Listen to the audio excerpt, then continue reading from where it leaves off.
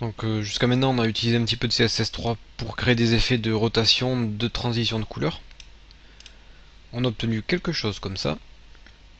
Et ce que je vais faire maintenant, c'est vous montrer comment arrondir des contours de quelque chose.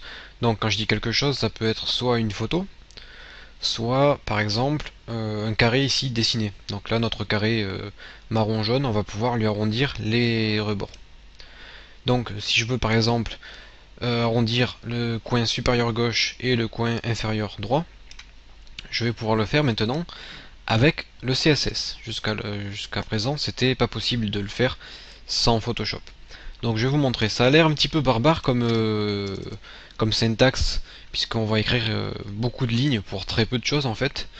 Mais c'est très simple, c'est juste que, comme je vous l'ai expliqué précédemment, le CSS3 a besoin de...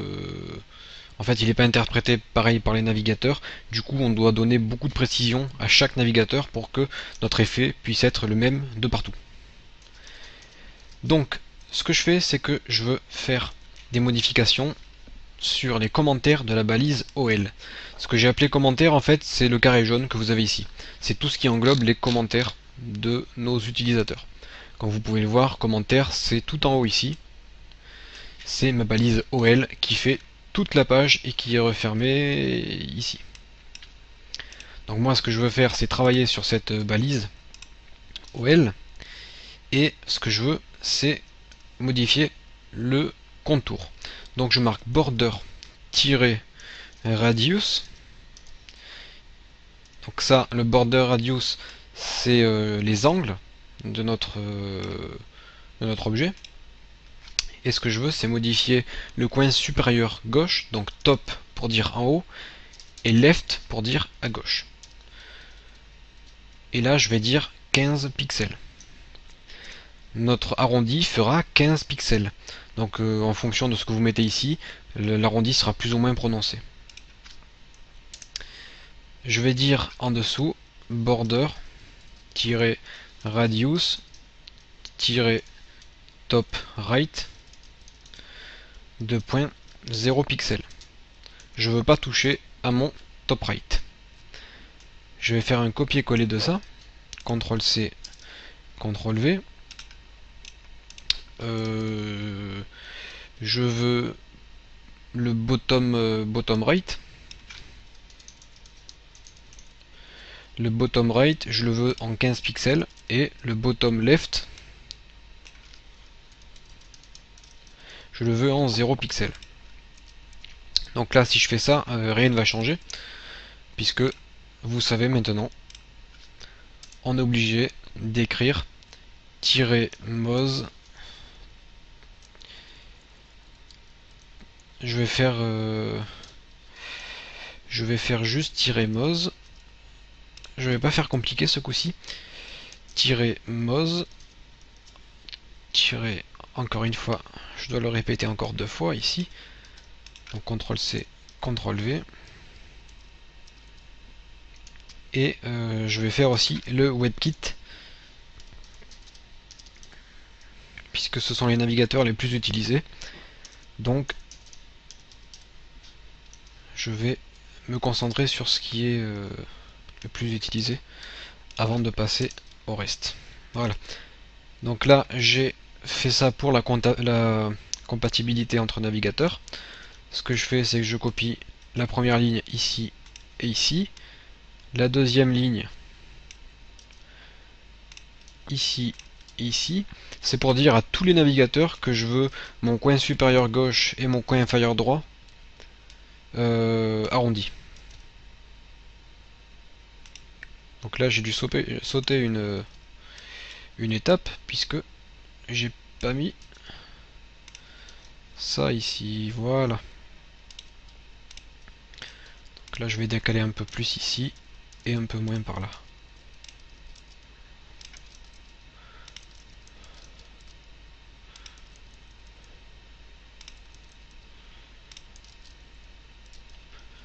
Voilà, donc là, je pense qu'on a tout. J'actualise ma page. Qu'est-ce qui ne va pas? Ah, oui, oui, oui. Oui, oui, oui. Ben là, encore une fois, c'est une erreur que vous pouvez faire lorsque vous n'êtes pas habitué avec le CSS3, puisque la compatibilité n'est pas extraordinaire entre tous les navigateurs. Et en fait, pour le WebKit, on doit dire WebKit-border- et là, on ne doit pas mettre le radius ici. On doit marquer top-left-radius. C'est encore un peu plus compliqué. Donc là, on enlève le radius. On fait top-right-radius. Bottom-right-radius. Et là, on fait bottom-left-radius.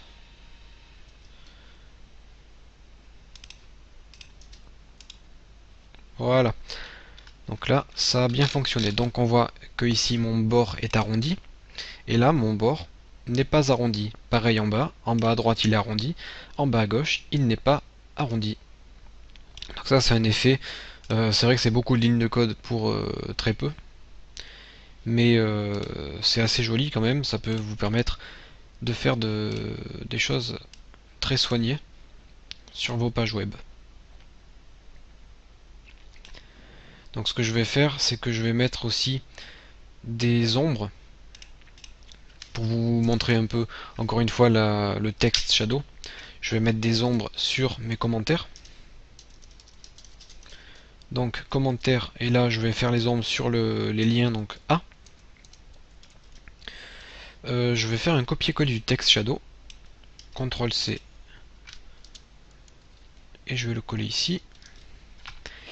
Text shadow, par contre là je vais mettre un pixel ici, un pixel ici, encore un pixel ici, et je vais mettre en 255, 255 et 255.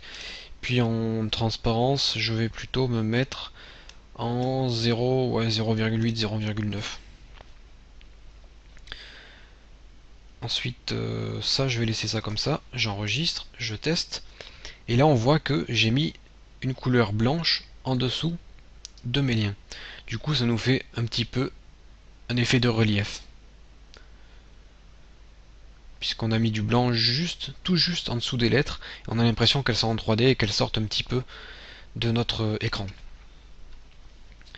Donc ce que je vais faire, c'est que je vais copier ça. Je vais le coller en dessous.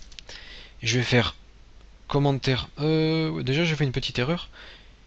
Non, c'est bon, je vais faire OL, commentaire, et au lieu de mettre A, je vais mettre point date. Donc là, pareil, je vais faire un text shadow, et à la date, je vais mettre 2, 5, 1, RGBA, et là, je vais mettre du noir, donc c'est du 0, 0, 0, et la transparence, je vais mettre en 0.4 pour que ce soit un petit peu moins fort. Du coup, sous ma date, j'ai une petite ombre très sympa qui vient s'ajouter.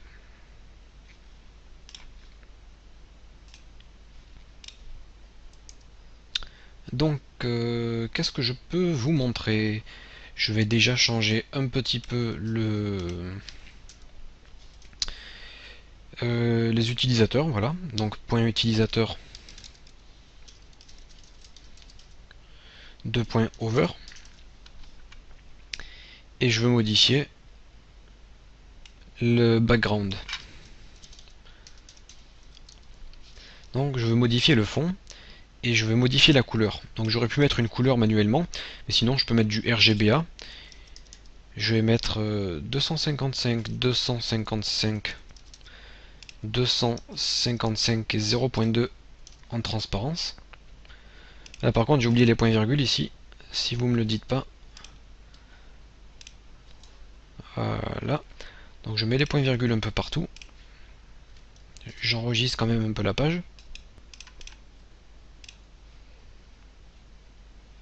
Voilà. Donc en fait, ce que j'ai fait, c'est que lorsqu'on survole un utilisateur, à ce moment-là, on va modifier le fond en ajoutant une couleur blanche. Mais notre couleur blanche, on va lui mettre de la transparence, donc elle sera visible qu'à 20%. Du coup, on peut voir à travers cette couleur, et ça nous fait un effet de surbrillance lorsqu'on passe au-dessus d'un utilisateur. Donc ça, c'est un effet vraiment sympathique, et je précise aussi que la transparence, il me semble que ça vient avec le CSS3, donc c'est assez nouveau, le RGBA, avec le alpha, qui nous permet de faire ces effets-là. Et dès que je passe la souris sur cet utilisateur, vous voyez que j'ai un petit carré blanc transparent qui s'affiche. Au moins on peut vraiment se focaliser sur un message en particulier. Voilà, donc ce que je vous propose, c'est de tout enregistrer et de passer à la vidéo suivante. Donc il ne nous reste plus grand chose à faire au niveau du CSS3. Donc là il y a déjà pas mal. Dans la prochaine vidéo, je vais vous montrer encore une fois comment créer des ombres, comment créer des arrondis, des transitions sur les photos ce coup-ci. On va un petit peu customiser nos photos pour les animer au passage de la souris et pour créer quelques effets sympathiques. Au moins ça vous permettra de bien pratiquer tout ce qui est CSS3.